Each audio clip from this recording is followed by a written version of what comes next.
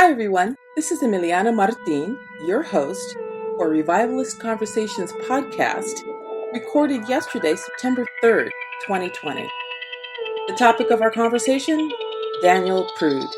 I'm so tired of talking about blacks being murdered by cops, but this one was just particularly egregious, and we had to talk. The three of us got together, my friend Bill Breck, and another friend of mine, Barnabas Lazarus, who is from Nigeria and is working on his citizenship here in America. His perspective is quite interesting and very edifying, and I hope you enjoy this really brief, super brief podcast. Enjoy. Today is September 3rd, 2020, and Bill, who's been up since 5:30, told me that somebody died by the name of Daniel Prude. So naturally, I'm laying in bed doing what everybody else does first thing in the morning on Twitter. It's just like, yes.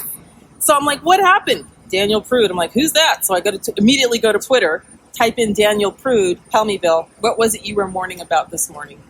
Yeah, this was really shocking, and it was, timing. This was back in March, way before George Floyd protests around the world, and it's really sad. It was naked, it was snowy and cold, and no guns, no weapons.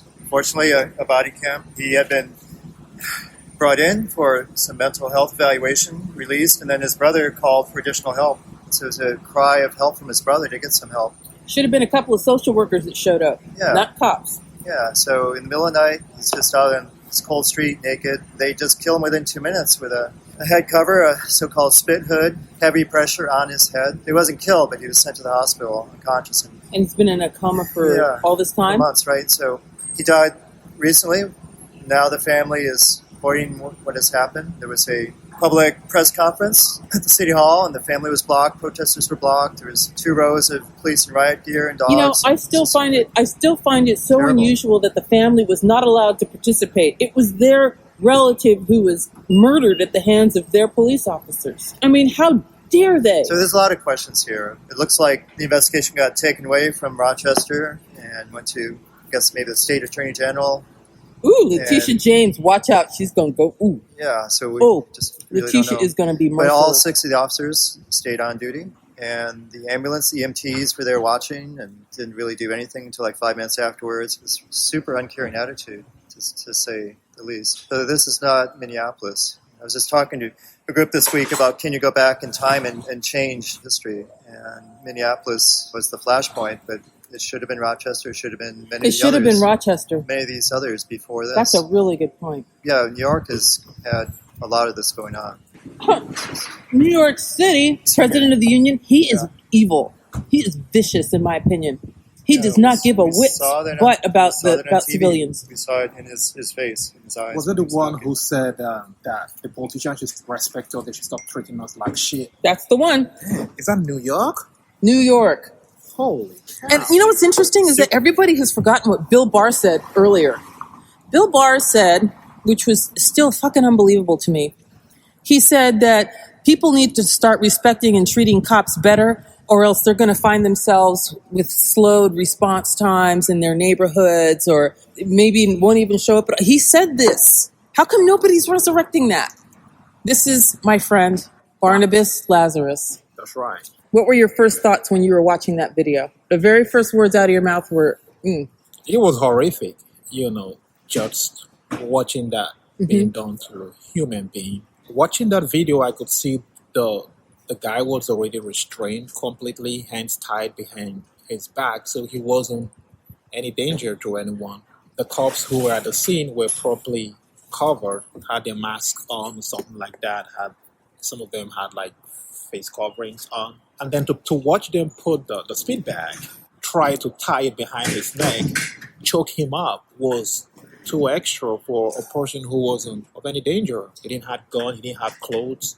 What they do to criminals in some of the Banana Republic is when you catch the criminals, you strip them of their clothes. So they have a sense of insecurity, or they can't feel a sense of power to attack or to defend. It's very indignifying. This person didn't have clothes on, so if he was of any risk at all without clothes, he's even 0-0. He's completely stripped off his armor, and then to go and have this extra layer of spit bag and trying to choke him and asphyxiate him.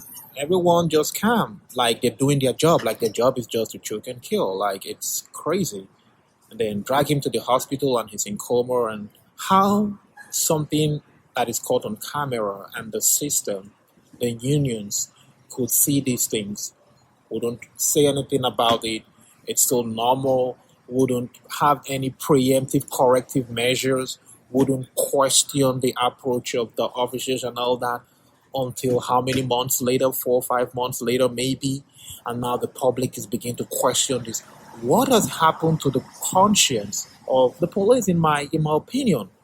Can the police be self-corrected in a way?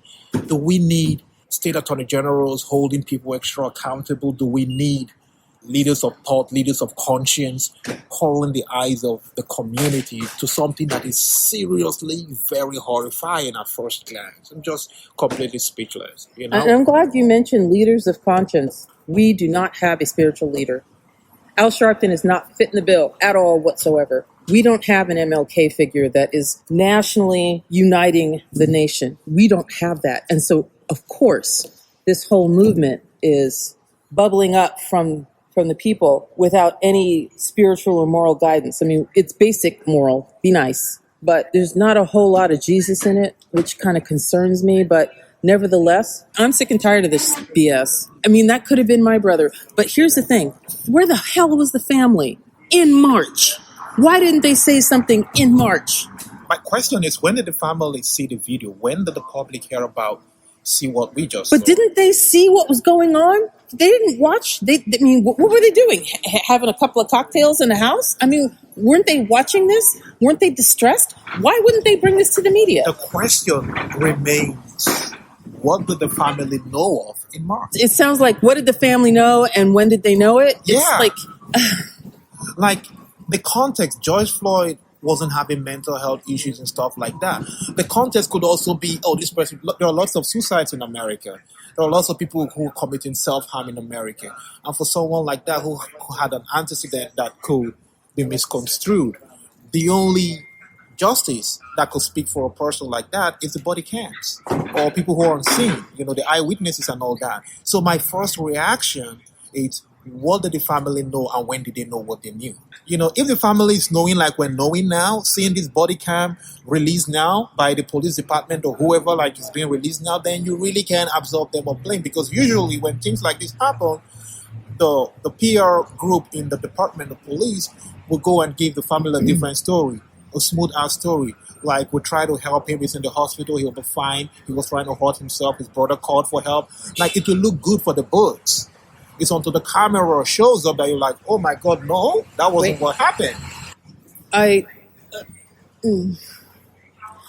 don't get me wrong, I'm not blaming the family whatsoever. What I'm saying is, why didn't they raise the alarm in March? I hear what you're saying about the body cams, but I'm not buying it. The family must have seen what was going on. Surely the family saw what happened. The question is, if they saw it, then I could now hold them super accountable for it. Right. But if the family didn't see what we saw, if they didn't know about what we knew about. But think about it for just a moment. The police came to help, okay?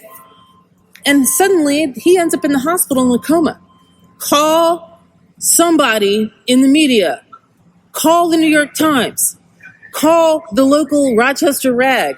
Call somebody and say, they put my brother in a coma. And all we did was say, please help. That's true. That's true. So to a certain extent, the family is accountable for not raising a stink. That's true. I see the point. But it doesn't change the fact that the cops were vicious. The narrative is tricky. Look, unlike George Floyd's case, unlike some other case we've seen, it's like another party that doesn't have a relationship to the suspect in question is the one alerting the police. Like maybe the liquor store owner or something like that. In this case, the person who is calling the cops is the family. Mm-hmm. That's a scary twist. So And I've made those phone calls where you have a family member who's just so far off the deep end, you have to call the police. Right. And if you think I wasn't watching everything that they were doing to my family member, you're crazy. I wasn't about to let anything adverse happen to them. Right. So I can't play devil's advocate for the family. No, I can't. I just can't. It's so horrific. I don't think the brother who called the cops didn't see that. But he himself might have a lot of issues he was dealing with to see a thing like that and sit on it all these months. And this is a sad part. Scary things about the black community. This is like what people do to themselves. This is literally shooting yourself in your own foot. Yeah, and yesterday Bill Barr said that there is no systemic bias. There's no racism in policing. Oh, no. Right now, I'm kind of grateful for the fact that, this is going to sound psycho nuts, but I'm kind of grateful for the fact that we're still sheltering in place here in California because it decreases the number of chances my son will run into a cop. And you see, before, the talk was cooperate, yield, do what they say, be humble. But even if you are, like in George Floyd's case, you're dead meat anyway. Right. Look at what they did to that family in Colorado, where they took them all out, had them splayed on the blacktop, including a 4-year-old, and it wasn't them. Scary times, really. I'm tired of saying, when is this going to end? I want this to end. But before every move... It probably wouldn't, because throughout history, it has to get really bad before there's change. Usually the oppressor never let out power or never changes without something that is threatening to their own survival and their own existence is being pushed forward on the table.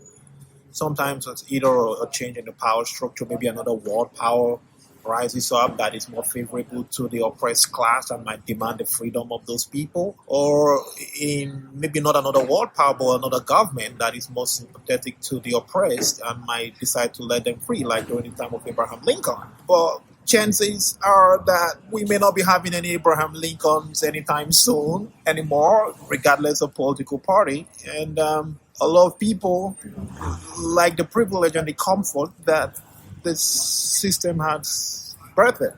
I don't know when this will be entirely over. There is a sense of entitlement, or I would say entitlement, that's the wrong word right there, but an expectation of justice. Expectation of justice ain't entitlement. It might be entitlement or not, but it doesn't have the cliche baggage with the whole sense of entitlement thing. But there is an expectation of justice for the oppressed. Who is going to bring that about? I don't know. But then there also needs to be a preparation for the revival or cleaning up in black and colored communities. There is the dire need for these communities to clean their act together and to solidify.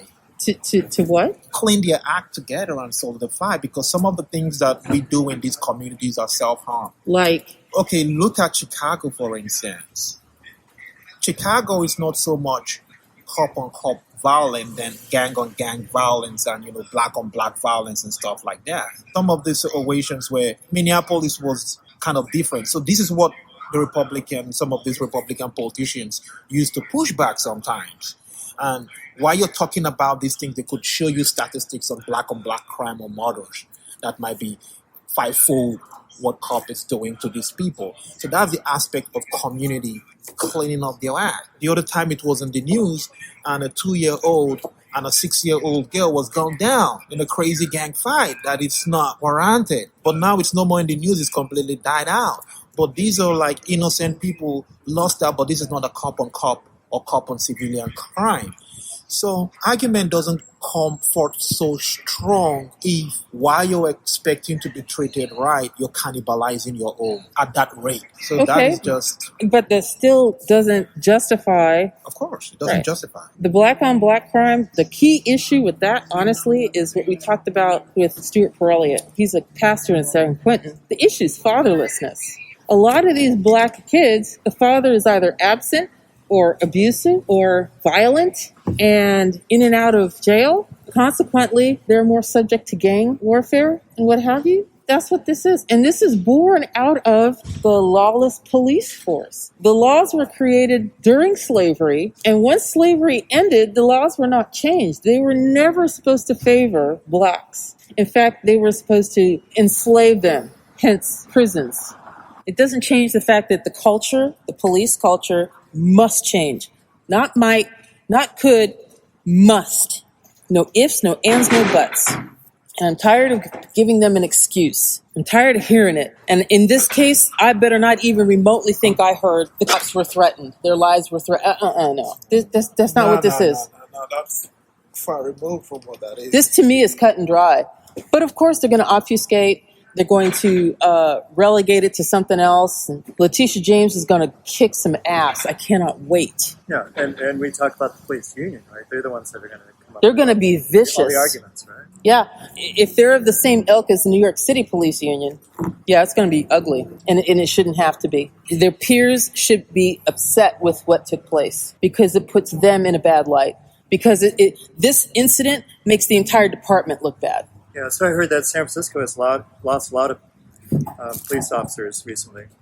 And I wonder if some of that is they're just thinking twice about whether they want to continue this career. Doing the job, right?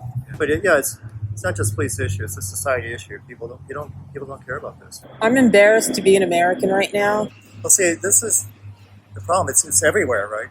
People are shocked. It's in Minneapolis, New York. But we have shock fatigue at this point. Yeah, but it's everywhere. It's numbing. When Chad Boseman died, I should have cried. I wanted to. I still haven't. I should have cried. George Floyd should have cried. Didn't. I'm so numb. The post-traumatic stress has kicked into such high gear for me. Maybe I just don't feel safe enough to cry. Maybe it'll all happen that election week. I'm sure. There'll be tears of joy. I hope you enjoyed this podcast that we recorded literally on the fly. I would just like to encourage everyone who is a United States citizen to vote because, yes, your one lone voice does count.